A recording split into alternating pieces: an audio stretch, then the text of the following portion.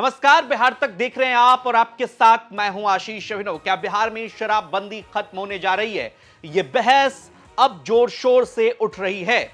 NDA के भीतर सदन में जो बात हुई और सदन में जो विधायक एनडीए के जैसे माधव आनंद ने सवाल उठाया, इसके बावजूद सदन के बाहर एनडीए नेताओं की अलग अलग राय इस पर सामने आ रही है और कोई शराबबंदी को फेल बता रहा है तो कोई इसे समीक्षा करने की बात कह रहा है।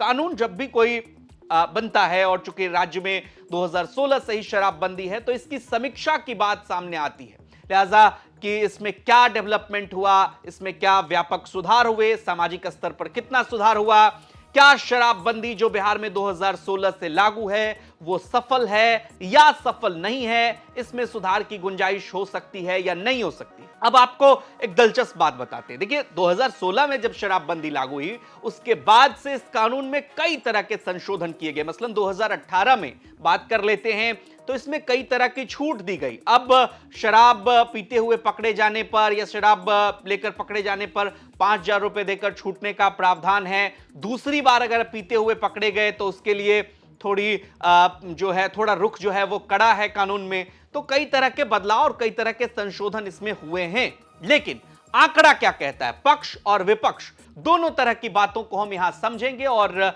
यह समझने की कोशिश करेंगे कि शराबबंदी हटाने के पक्ष में क्या तर्क हैं और मुख्यमंत्री नीतीश कुमार का चूंकि ये ड्रीम प्रोजेक्ट है, आप इसको इस तरह से समझिए कि नीतीश कुमार के लिए इमोशन से जुड़ा हुआ सब्जेक्ट है। मुख्यमंत्री नीतीश कुमार ने जब शराबबंदी लागू की तो ये कहा कि हम गांधी के रास्ते पर चलने वाले लोग हैं और शराबबंदी कानून जब बिहार में लगा तो उसके बाद से डोमेस्टिक वायलेंस से लेकर तमाम तरह की चीजें जो हैं वो इसमें कमी दर्ज की गई। हालांकि राजस्व का भी नुकसान बहुत हुआ, लेकिन मुख्यमंत्री नीतीश कुमार चूंकि अपने फैसले के लिए जाने जाते हैं तो 2016 से लेकर अब तक शराबबंदी है। लेकिन अब इसके जो फैक्ट्स हैं वो हम आपको बताने जा रहे हैं। तो चलिए फैक्ट्स की बात करें तो कोर्ट में जो है अभी 8 लाख से अधिक मामले लंबित हैं। शराबबंदी कानून लागू होने के बाद से बिहार में न्यायालय और जेलों में निश्चित तौर पर जब इतने सारे मामले दर्ज होंगे तो अतिरिक्त दबाव बढ़ेगा ही बढ़ेगा। अदालत में केसों की संख्या में भी बढ़ोतरी हुई, वहीं जेल में भी लोग ज्यादा पहुंचने लगे और कैदियों की संख्या बढ़ने लगी। अदालत और जेल पर यह निश्चित तौर पर एक बोझ की तरह इसे देखा गया कि वहां भीड़ बढ़ रही है और लोगों को पकड़कर जेल में डाला जा रहा है। इसको लेकर के भी मांझी ने कई तरह के सवाल उठाए। बिहार में न्यायालयों में शराबबंदी कानून को लेकर 8 लाख से अधिक मामले लंबित है। समझिए ये कितना बड़ा आंकड़ा है। 9 वर्षों में अगर आप देखें 2016 से लेकर अब तक 13 लाख गिरफ्तारी हुई है शराबबंदी कानून के तहत।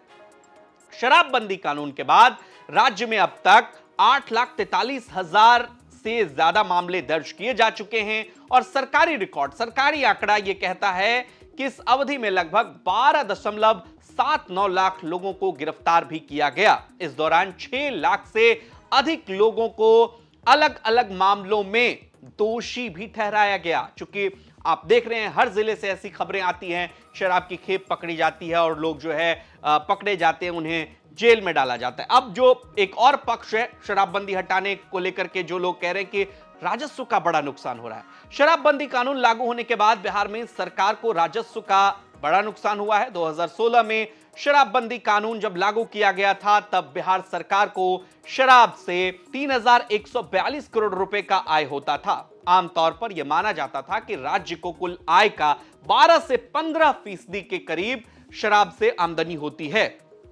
अब बिहार सरकार का बजट 3,47,000 करोड़ रुपए का है। इस हिसाब से आज की तारीख में बिहार को हर साल लगभग 40,000 करोड़ रुपए रेवेन्यू लॉस हो रहा है, यानी कि राजस्व का नुकसान हो रहा है। और यह एक बड़ा तर्क माना जा रहा है जो शराबबंदी के मतलब हटाने के पक्ष में जाता है।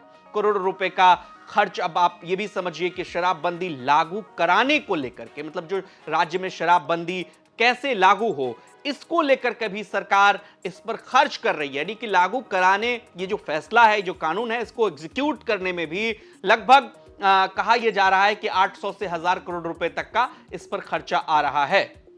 मतलब सरकार को यहां भी सफल बनाने में भी पैसे खर्च करने पड़ रहे हैं। अब लेकिन मजबूत तर्क समझिए, बात को लेकर के कि शराबबंदी बेहद ही एक तरह से नैतिकता के पैमाने पर देखें तो बड़ा फैसला था मुख्यमंत्री नीतीश कुमार का। और मुख्यमंत्री नीतीश कुमार अपने फैसले के लिए जाने जाते हैं।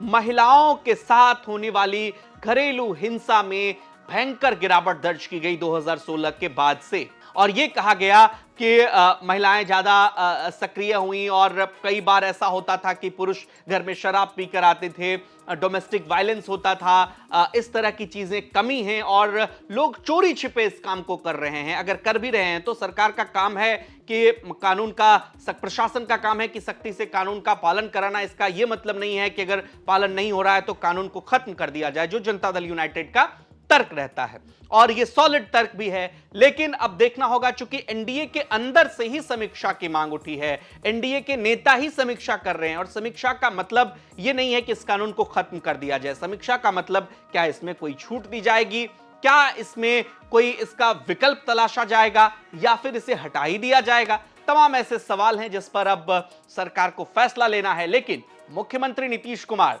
क्या इस फैसले को लेकर टस से मस होते हैं, क्योंकि मुख्यमंत्री नीतीश कुमार ने जिस उद्देश्य के साथ शराबबंदी लागू की, अभी भी आप देखेंगे तो मुख्यमंत्री नीतीश कुमार अपने हर स्पीच में शराबबंदी को एक सफलता के तौर पर पेश करते हैं। और जब राज्य का मुख्यमंत्री, लंबे समय से मुख्यमंत्री, करीब 20 वर्षों से सूबे की सत्ता पर बने हुए मुख्यमंत्री अगर इस बात पर जोर देते हैं तो क्या वो इस फैसले को वापस लेने के लिए तैयार होंगे? ये अपने आप में एक बड़ा सवाल है। आपको क्या लगता है, शराबबंदी सफल या विफल? और अगर विफल है तो इसे सफल बनाने के लिए सरकार क्या कर सकती है और क्या इसे हटा देना चाहिए? तमाम पक्ष पर आप अपनी बात रखिए और कमेंट सेक्शन में अपनी राय हमें जरूर दीजिए। बिहार की तमाम खबरों के लिए देखते रहिए बिहार तक। नमस्कार।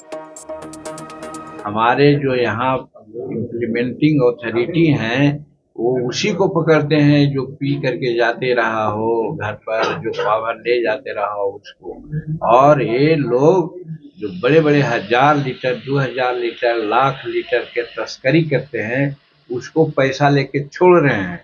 इस चीज को नीतीश कुमार को कर्व करना चाहिए, इसके लिए समीक्षा करना चाहिए, एक चीज। दूसरी मामला ये है कि शराबबंदी से बिहार सरकार को बहुत आर्थिक क्षति हो रही है।